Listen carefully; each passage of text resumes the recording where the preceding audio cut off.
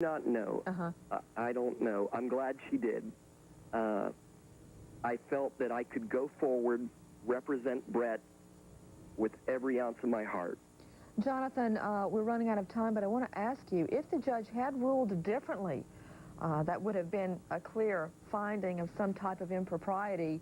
What would have been the Florida regulation? What would have happened if the judge had found? I'm sorry, Grace. I don't believe I did anything wrong at all. And to this day, I didn't. Well, the judge agreed with you, Jonathan Combs, and I want to thank you for calling us and giving us your version. We could only hear from Jennifer Cruz on the stand, and it's nice to hear your side of the story as well. Jonathan Combs, hope you feel better, and thank you for calling Court TV. Yes. You know, very, very difficult question, and he said he almost felt paralyzed when these allegations first came forward at the trial, that he had actually asked the victim out on a date before her cross-examination. You know, in a lot of states, that is a very, very serious allegation.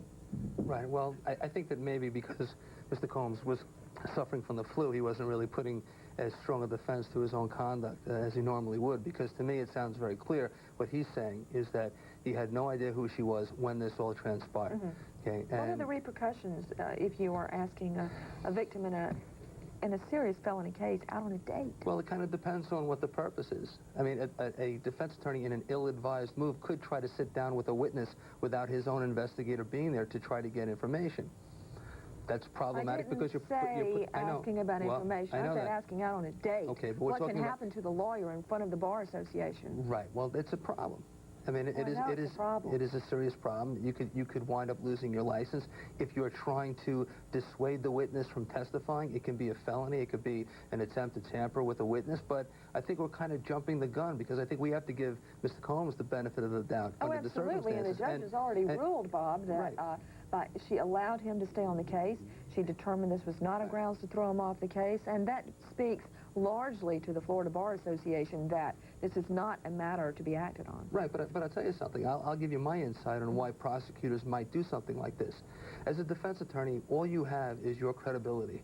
You're talking to a jury. You want them to believe you. And the government, by eliciting this kind of testimony, to me, only has one purpose. They were trying to dirty up Mr. Combs. They were trying to attack him before the jury so that he was being viewed as somewhat less than an ethical attorney. That is, are you saying that the state asked Jennifer Cruz to fabricate the whole thing? I'm not saying that. I'm not saying that. Should the state have ignored it when she came forward and said he asked me on a date? No, that's not what I'm saying. If it happened that way, does it have a place in the courtroom? I say no. I say even if it happened the way that Jennifer Cruz said it did, it's just not, it's not relevant. It's not permissible. It's a direct attack against the defendant's attorney. What place does it have? And what I'm suggesting to you is the government might have, in an attempt to dirty up the defense team, and it does happen all the time, could have had that as its goal.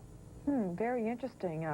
So I guess that under your theory, the state should have, what, turned the other way if the defense is asking the victim out on a date? Well, it doesn't have any part of their case. It doesn't prove or disprove anything in that case. Good point. I want to thank you, first of all, for being with us. Thank you. But everyone, as you know, coming up next is Catherine Cryer. Catherine, what's on the show? Boy, we have a jam-packed show today. Ted Koppel is going to join me to talk about women in prison. He's done several investigations. We're running those this week.